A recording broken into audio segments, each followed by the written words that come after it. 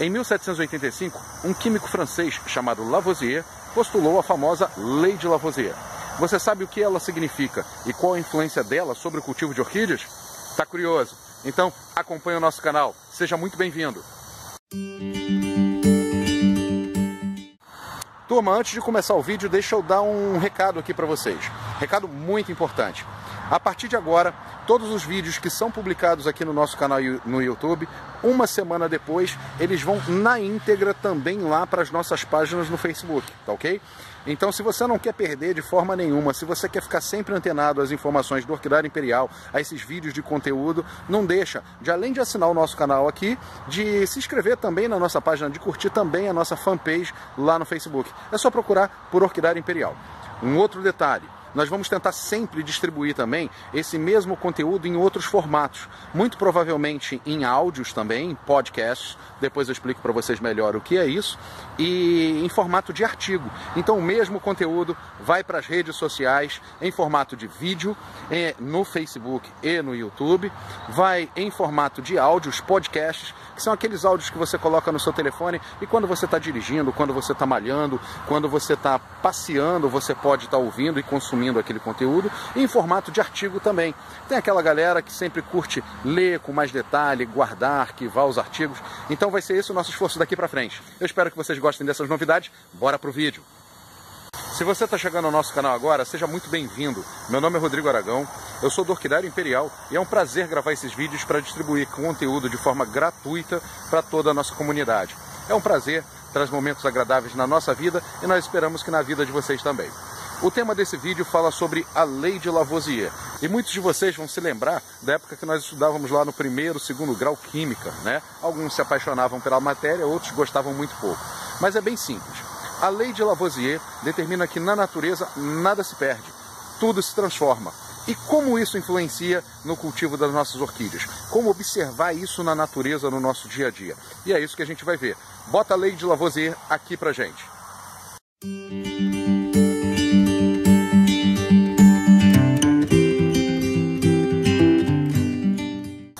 Às vezes quando a gente está estudando, lá no nosso primeiro, no nosso segundo grau, nem sempre a gente consegue absorver o conteúdo que nos é apresentado naquela ocasião. Então, quando um professor de química, de física, de biologia ou de matemática apresenta uma dessas leis, fica muito abstrato para a gente compreender. E à medida que o tempo vai passando, você vai internalizando esse conhecimento, observando a natureza e consegue compreender esses fenômenos. Então, a Lei de Lavoisier diz que na natureza nada se perde, tudo se transforma. Então, quando os componentes químicos reagem, a sua massa é mantida, só que de forma diferente. Vou dar um exemplo para vocês. O gás carbônico, a formação do gás carbônico. A formação do gás carbônico vem, por exemplo, da queima de um combustível fóssil, lá no nosso carro, por exemplo, o nosso carro queimando gasolina, e a associação desse carbono com o oxigênio. Então, forma o famoso CO2. Então, esse carbono ele não se perdeu. Esse oxigênio ele não se perdeu, ele só reagiu e nesse momento, após a reação, ele está se apresentando de formato diferente, de forma diferente. Nesse caso, o gás carbônico. Eu poderia dar outros exemplos para vocês. Por exemplo, o ferro reagindo com o oxigênio, né? Se você faz um portão na sua casa, uma janela na sua casa, não pinta e ele não tem tratamento de galvanização, por exemplo. Então você sabe que com o tempo, esse ferro reagindo com o oxigênio, ele vai se transformar em ferrugem, né? Então é um outro elemento, é um outro componente químico, uma outra formatação química. As moléculas, elas estão rearranjadas. Percebe que quando a gente escutava que na natureza nada se perde, tudo se transforma, ficava muito abstrato. E que com esses exemplos que a gente está dando agora, fica muito mais simples compreender essa força. Rodrigo, tudo bem, eu já entendi, gostei, agora eu estou fazendo aquele, nossa, é verdade, agora eu compreendo a lei de Lavoisier. Mas qual é a influência disso nas orquídeas? Por que você está falando sobre química, sobre a Lei de Lavoisier, num canal destinado ao cultivo de orquídeas? E eu vou explicar para vocês. Essa é a base do cultivo orgânico, ou essa é a base da adubação orgânica utilizada nas suas plantas. Na natureza, nada se perde, tudo se transforma. Então, quando você olha para uma árvore como essa, por exemplo, você está observando a transformação de uma série de matérias orgânicas que vão se complexando, elas vão reagindo entre elas às vezes ainda viva, às vezes só quando já entra em decomposição, quando está morta. A casquinha de madeira, o gravetinho que cai, a folhinha seca, o cocô do passarinho. Então, esses materiais, esses compostos químicos, são compostos químicos de origem orgânica, eles vão reagir e vão se transformar em nutrientes para a sua planta. Esse é o conceito básico. Então, o conceito básico da adubação orgânica está lá explicado na Lei de Lavoisier.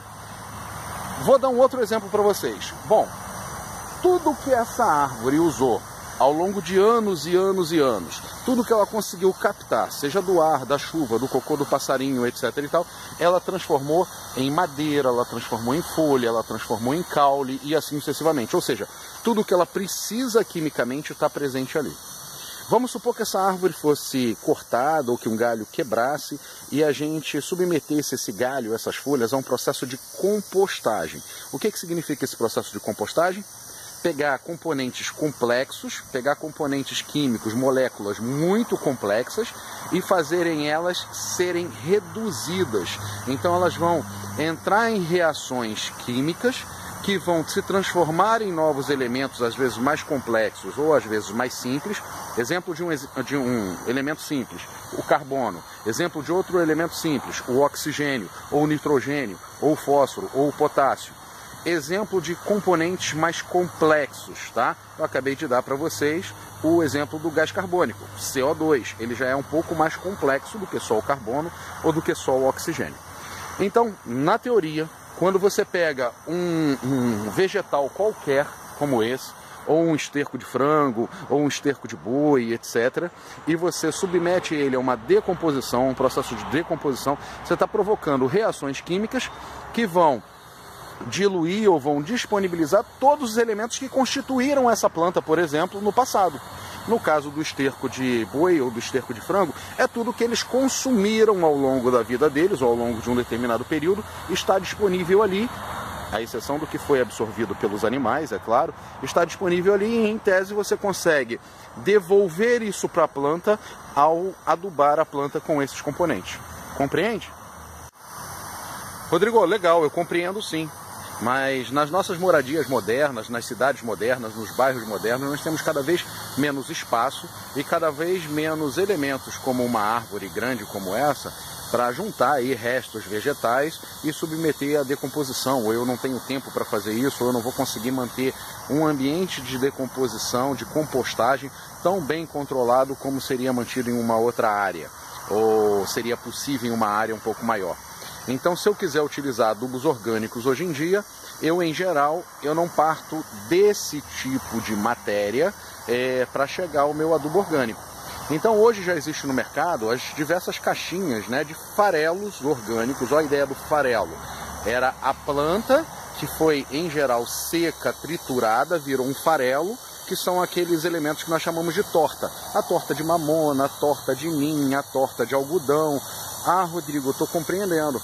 Então, aquilo que constituiu uma planta, por exemplo, uma árvore de ninho, uma planta de algodão, ou uma planta, né, da mamona, uma árvorezinha de mamona, aquilo que constituiu a mamona foi seco, foi triturado e agora está disponível na forma de farelo. Se eu voltar a observar lá a Lei de Lavoisier, eu tenho todos os elementos que constituíram, ou grande parte dos elementos que constituíram essas plantas no passado, eu tenho eles ali disponíveis em forma de nutrientes. E quando eu encosto, quando eu trago esse farelo para o pezinho da planta, por exemplo, para adubar lá no pezinho da planta, esses nutrientes eles estão disponíveis para a nova planta, para a planta que está sendo adubada. Então ela vai absorver esses nutrientes, vai complexar eles e vai novamente constituir tronco, galho, folhas, flores, etc. É esse o conceito. Esse é o fator que eu chamo de fator uau, da criação divina, da natureza e da forma com que o ser humano aprende cada um desses conceitos e usa eles a seu favor. Seria bom que a gente só usasse em coisas boas, né? Mas enfim, isso é um outro papo. O interessante é o seguinte: de acordo com a árvore ou o elemento que foi usado como origem para esse farelo, por exemplo, a torta de mamona foi extraída da árvore, do pé de mamona ou da prensagem dos grãos da mamona, a torta de nim do processamento do nim, da árvore de nim, e assim sucessivamente. De acordo com a origem dessa torta, você vai ter mais ou menos determinados componentes que interessam no cultivo da sua orquídea. Mas, em geral, a maioria dos adubos orgânicos do mercado, eles utilizam aí os farelos que estão disponíveis e que são mais em conta e que vão trazer a maioria dos nutrientes que nos interessam. Vou dar 2 exemplos, que é a torta de mamona e a farinha de osso. A torta de mamona, muitas vezes misturada com a farinha de osso, com cinzas lá de carvão, de queima, né? E outros componentes podem gerar bons adubos orgânicos que podem ser aplicados nas suas orquídeas. Mas cuidado, a gente vai abordar esse tema para vocês, dessas misturas, em outro vídeo. Não que seja complexo, não que seja uma coisa que precise ser muito elaborada, mas existem alguns truques, existem algumas coisas que nós aprendemos ao longo de 20, 30 anos de cultivo, já usando o conhecimento dos nossos antepassados, e por isso é mais fácil você aprender assim, você aprender com o erro dos outros é muito mais barato do que aprender com o nosso próprio erro. Então, tentativa e erro nem sempre é a melhor opção. Por isso que vocês estão aqui assistindo o nosso canal, por isso que vocês estão buscando informação de qualidade. Gente, eu espero que vocês tenham gostado desse vídeo, espero que vocês tenham compreendido o conceito. No próximo vídeo nós vamos mostrar para vocês por que algumas embalagens de farinha de osso ou de torta de mamona vem lá um alerta vermelho grande dizendo: olha, não misture torta de mamona com farinha de osso. E a gente vai desmistificar isso para vocês. Será que realmente não pode misturar? Será que existe o jeito certo de misturar?